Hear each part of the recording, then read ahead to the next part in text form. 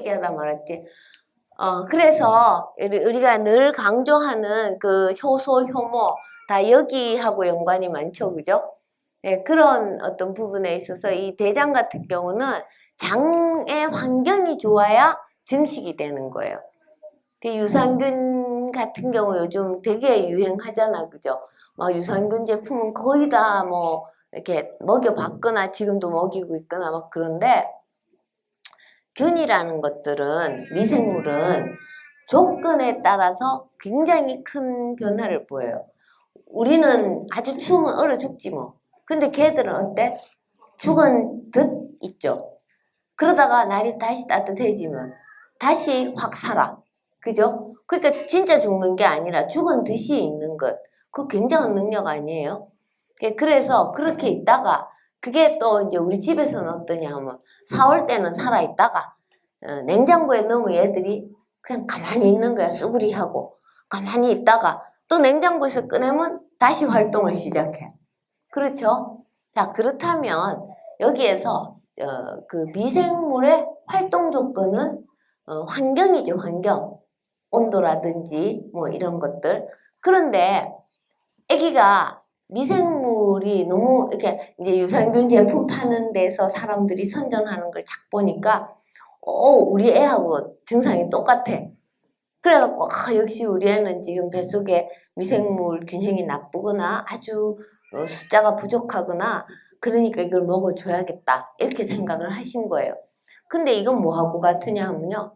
우리 애는 뱃속이 냉장고라서 그 안에 있는 애들이 그렇게 위축된 거라고 볼 수 있어요. 그러면 집어넣어주면 걔도 내 뱃속에 들어오면 위축돼. 그럼 소용이 없잖아. 왜냐하면 미생물은요.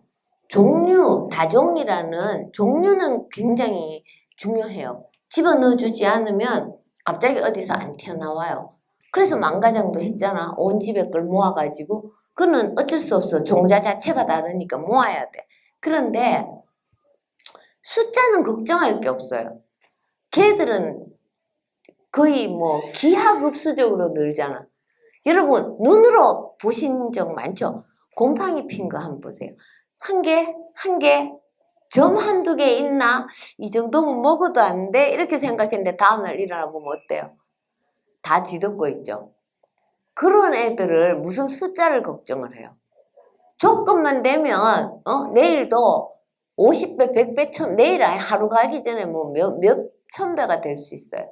근데 무슨 숫자 적은 걸 걱정을 해. 걔들이 증식을 할 수 있는 조건을 만들어줄 걸 우려하셔야 돼요.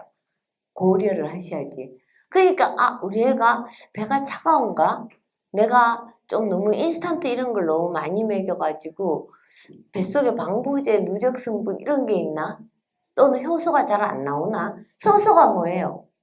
단백질 분해 촉진제예요. 응? 변성 촉진제라고. 우리 몸이 흡수할 수 있게 만들어주는 거. 그래서 효소라는 게 그런 촉진제인데 그게 부족하면 촉진제가 부족하면 잘 안 될 거 아니야, 그죠?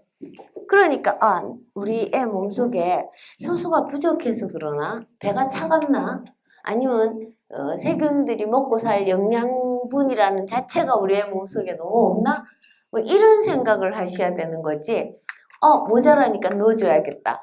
정말 너무 간단하고 편리한 생각이는데 우리 몸이 그렇게 생각만큼 되지는 않아요. 그래서 여러분이 이런 걸 통해서 소화기의 문제는 이런 그 전체적인 그 뭐라 그럴까 시스템을 생각하셔야 돼. 예를 들어서 침을 많이 묻혀가지고 이제 내가 소화기 좀 약해. 근데 많이 씹어갖고 많이 묻혀 넘겨요. 그러면 입안 온도하고 내가 지금 뭐 냉장고에서 꺼낸 김치를 먹었든 생과일을 먹었든 온도가 입안 온도하고 똑같겠죠. 그러다가 침은 음식보다 침이 더 많이 묻어 있어. 그지? 오래 씹을수록. 자, 그래갖고 풍부한 침과 따뜻한 이 분쇄물이 식도를 내려가요. 그러면 점액과 근육에 부담이 없이 매끈하게 내려가겠죠. 그래서 소모가 덜 됐어.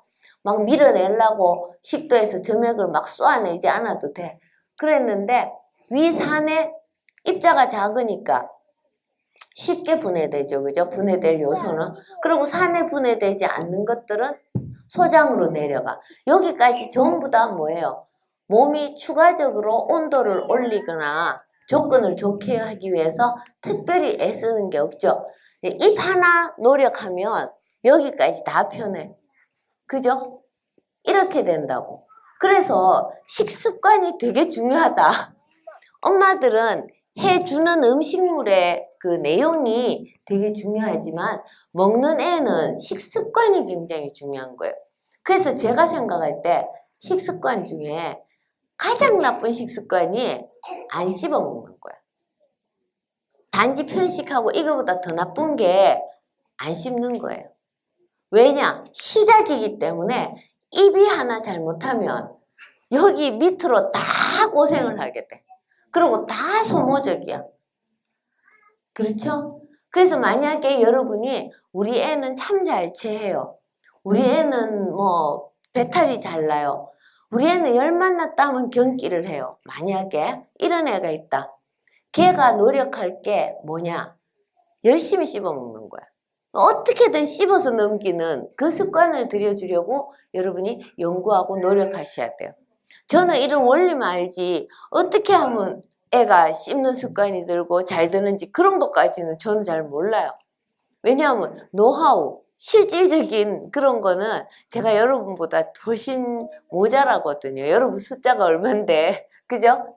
그럼 우리 집 애들 중에 그런 걸로 애 먹이고 고치고 한 애가 있어야 제가 그걸 알 텐데 한 놈 있긴 한데요. 고치질 못했어야지. 그래서 저도 여러분의 노하우가 필요한 사람이에요. 그러니까 이제 최근에 지금 고치려고 애는 쓰고 있어요. 왜냐면 어른이 다 됐는데 여태 먹는 걸로 잔소리 듣고 아직도 그 밥상머리 앉으면 좀 씹어 먹으라고 소리를 들으니까 배탈도 자주 나고 실제로. 그러니까 지가 생각해도 너무 부끄럽거든. 다 괜찮은데 자기만 엄마가 맨날 몸 걱정을 하니까 넌 그래갖고 나중에 정말 큰 병 걸릴 거야. 진짜 제가 맨날 그러거든요. 그러니까 이제 각성을 이제 해가지고 이제 노력을 하고 있어요. 그러니까 지 스스로 이제 어른이 돼서 고치는 거지. 내가 어떻게 방법을 써서 어릴 때 안 씹는 애를 씹게 하고 이러지를 못했거든. 여러분끼리 연구해서 좋은 노하우를 만들어 보세요. 근데 씹는 건 정말 중요해요. 우리 집 애들, 딴 애들은 다 잘 씹는데요. 그러니까 차이가 너무 많이 나요. 소화기에서. 자, 그 다음에 심혈관계는요, 제가 펌프를 이렇게 지금 그려놨는데, 펌프질 진짜 이렇게 보거나 해본 적 있으세요? 웬일이야? 요새 펌프 잘 없을 텐데. 펌프질을 진짜로 해보면요, 물이 그뜩 들면 펌프가 되게 쉬워, 그죠? 놀다시피 그냥 그 장난수나 한 팔로 이래도 시커대. 근데 처음 펌프에 물을 끌어올릴 때, 물이 없어서, 그때는 막 이렇게 열심히 막 정말 땀 흘리면서 빠르게 그 펌프질을 해야 되죠. 이게 이제 무슨 의미냐면 심장은 피 펌프죠. 우리가 몸에 피가 아주 많다고 생각해 보세요. 그러면 손끝 발끝까지 피를 보내기 위해서 심장이 힘이 들겠어요, 안 들겠어요? 응? 피가 그뜩한데 가득 차 있을 때 손끝 발끝까지 피를 보내는 게 펌프질을 해야 되잖아, 심장이. 힘들겠어요, 안 힘들겠어요? 그 펌프질 자체는 원래 힘든 거지만 물이 가득 찼을 때처럼 피가 많으면 심장이 별로 안 힘들어. 적당히 푹탁 이래도 촥촥 나가잖아. 여러분 펌프질 해보셨다며. 응? 장난스럽게 이렇게 해도 물이 울컥울컥 나오잖아. 근데 조금 있을 때는 막 열심히 이걸 시룬다 그러는데 실어도 안 나오죠. 찌끔찌끔 무슨 침 뱉듯이 나오지. 그런 것처럼 우리 몸도 마찬가지야. 빈혈이 되면요, 심장에 이상이 와요. 왜냐? 심장이 과로를 하거든. 피가 적거나 말거나 간에 심장은 피를 손끝 발끝까지 보내려고 막 애를 쓴다고. 그러면 자동으로 과로로 인해서 병이 오게 돼요.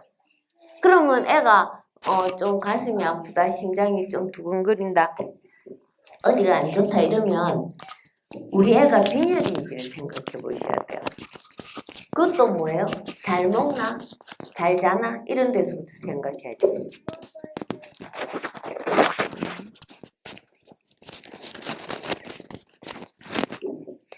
그래서 이거는 이제 또 여러분이 어쩌다가 뭐 한 번씩은 혈액 검사라는 걸 해볼 때도 있잖아, 그죠? 근데 혈액 검사를 하면 빈혈이다 아니다를 딱 정해서 가르쳐 주거든. 근데 그건 사실은 굉장히 큰 부분은 90% 이상의 부분은 놓치고 10%에 대해서만 분석한 결과예요. 뭐냐 하면 피 한 방울을 뽑아가지고 이 한 방울 중에 혈소판 얼마, 적혈구 얼마, 뭐 백혈구 얼마 이렇게 말하자면 이 몸속의 피가 정상적인 피냐 아니면은 뭔가 비정상적으로 만들어진 잘못된 피냐 뭐 이런 걸 분석하는 거예요, 한마디로. 그런데 여러분이 지금 혈액이 아주 멀쩡한 상태라 하더라도 다쳐가지고 지금 피를 줄줄 흘려. 출혈 과다로 죽을 수 있어요, 없어요? 말하자면 양이 더 중요한 거야, 피는. 그죠?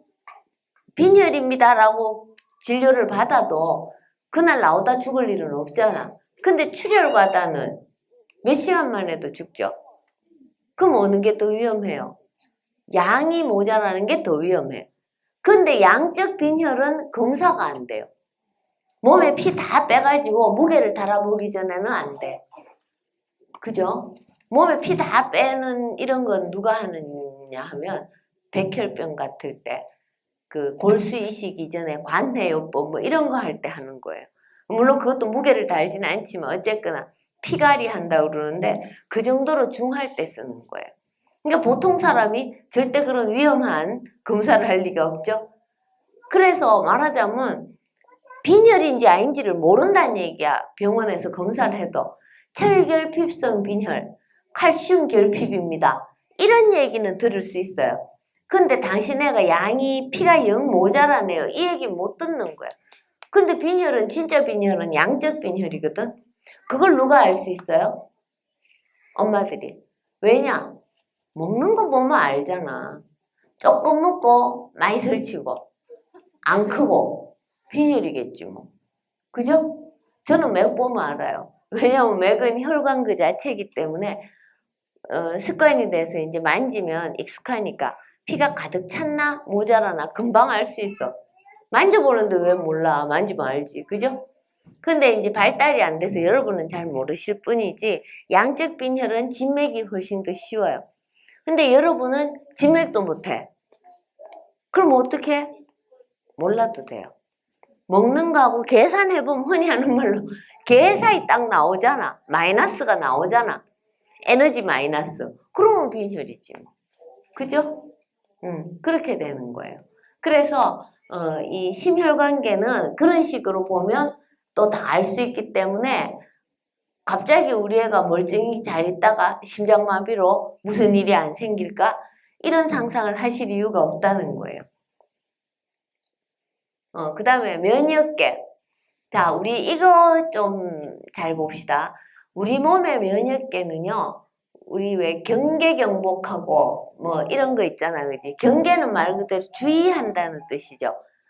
그 다음에 이제 경보는 어느 정도 가볍게 좀 경고지. 경계, 경고.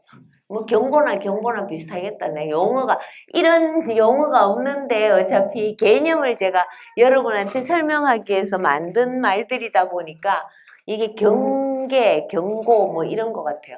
아무튼 방어 뭐 이런 개념인데 처음에 경계는 뭐냐 하면 외부와의 접촉을 방해하면 이거는 이상을 감지하는 거죠. 감지. 눈이 따가운데 이거 뭐지? 이런 거예요.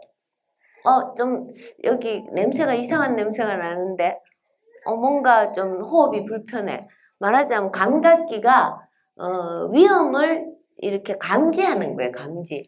그래서 외부와의 접촉을 방해하면 감지가 안 돼요. 우리가 눈 가리고 다니면 안 되잖아, 그지? 자, 그러면 이런 의미에서 피부는 뭘 잔뜩 로션, 선크림 막 발라가지고 다니면 피부 기능이 저하돼요. 그래서 피부가 느낄 수 있는 많은 자료를 전혀 취득할 수 없어요.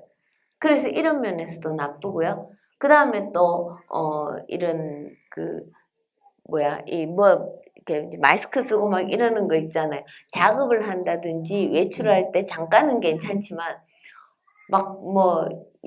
제가 많이 봤어요. 실내에서도 막 다 쓰고 다니고 막 이런 사람들이 있더라고요.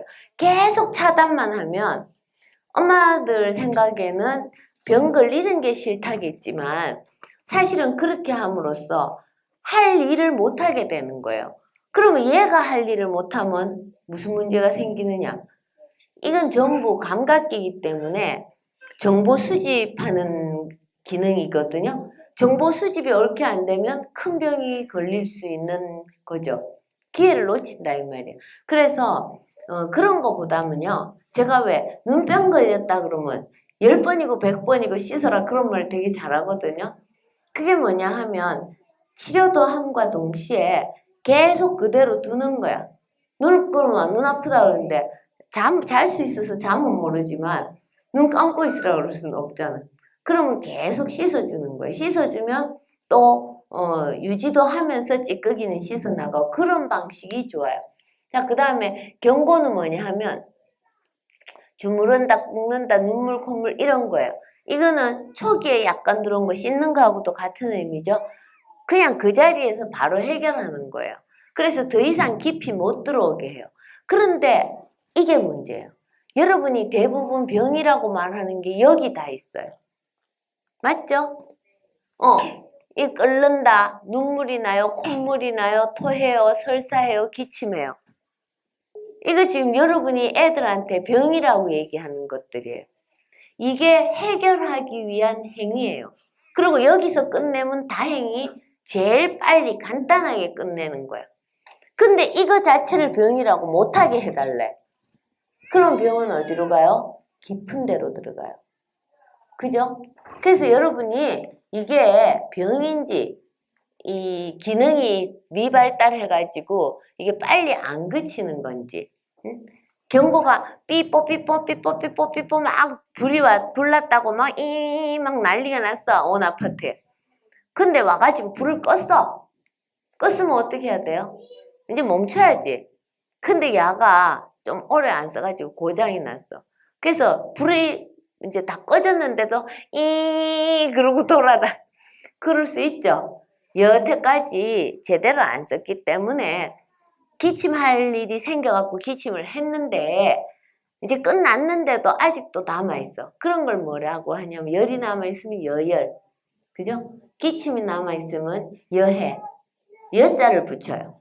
근데 그런 것들은 진짜 힘이 있는 게 아니고 그저 좀 진정하는데 시간이 걸리는 조절력 저하일 뿐이에요. 그래서 여러분이 이런 증상들 앞으로 아이가 이런 증상을 보일 때 이게 병증과 구분해야 한다죠. 그죠? 병인지 아니면 바로 그 자리에서 해결해내는 그냥 그런 행위인지 그걸 잘 구분을 하셔야죠. 안 그러면 멀쩡한 알을 환자 만드는 거죠, 이것도. 그래서 뭐 눈에 뭐가 들어갔다. 눈물 막 줄줄줄줄 나거든요. 좀 있으면 괜찮아. 아, 뭐가 들어갔었구나. 눈물 타고 나왔구나. 이렇게 되거든. 근데 또 그런 직접적 이렇게 티끌 같은 게 아니고 어떤 성분일 수 있잖아요. 그러면 자고 일어났는데 눈곱이 막 이렇게 떡이졌어. 그럴 수도 있지. 들어간 것보다 나오는 게 낫지. 근데 눈곱 그 자체가 병이라고 난리가 나는 거야. 눈이 들러붙었어요. 들러붙으면 뭐 꿰매졌냐? 씻으면 떨어질 눈을. 그걸 뭘 들러붙었다고 난리야. 그 씻으면 되지. 그럼 씻어요. 나는 그냥 그렇게 칠 수도 없어? 그러니까 그렇게밖에 안 느낀다고. 여러분 아주 심각하고. 내가 볼 때는 뭐 그걸 갖고 이 엄마가 장난하나 이런 수준이 너무 다른 거야. 서로가 받아들이는 견해가. 근데 그게 제가 예전에 많은 오해를 산 적이 있어요. 환자분들한테, 엄마한테. 뭐 그걸 갖고 그래요. 이렇게 나는 나 진짜로 뭐 그걸 갖고 그러냐 병이 아니라고 난 알고 있으니까 병도 아닌데 왜 그래? 이런 얘기였죠. 근데 이 엄마는 당신 보기에는 남의 집 애가 아픈 건 다 사소해 보이냐? 이렇게 들은 거야. 왜냐? 자기는 병이라고 확신하고 있으니까. 그러니까 이 커뮤니케이션이 안 되는데 서로가 황당한 거지. 저 여자 왜 저래? 그 엄마 입장에서 무슨 의사가 저 따위가 다 있어. 환자 치료하는 게 의사인데 세상에 환자를 저렇게 우습게 보다니. 환자의 아픔을, 그지? 서로가 말이 안 되는 거야. 자기는 환자라고 생각하고 나는 환자가 아니라고 생각하니까 이런 일이 생겨. 그 진짜로 이해 못하고 몇 년씩 그런 일이 가끔 한 번씩 이상하게 엄마들하고 부딪히는 일들이 생겨요. 그래갖고 전화가 와도 한의원에 이제 진료 때문에 전화가 와도 선생님 어쩌 자기 딴에 이제 진료하고 와서 조금 실례한다고 막 집에서 물어봤는데 그거 갖고 뭐 그래요? 이렇게 얘기하면 알았어요. 다시는 전화 안 할게요. 뭐 너무나 막 화를 내면서 전화를 바꾸고 진짜 다시 안 와. 난 진짜 이해를 잘 못했어요. 뭐 그런 걸 갖고 이렇게 얘기하고 어떨 때 왜 이렇게 그 집 엄마는 왜 이렇게 바빠 이러면 막 왜 그 자기는 애가 터져 죽겠는데 내가 귀찮아서 전화를 그런 식으로 받는다 이렇게 너무나 다른 오해를 하는 거예요.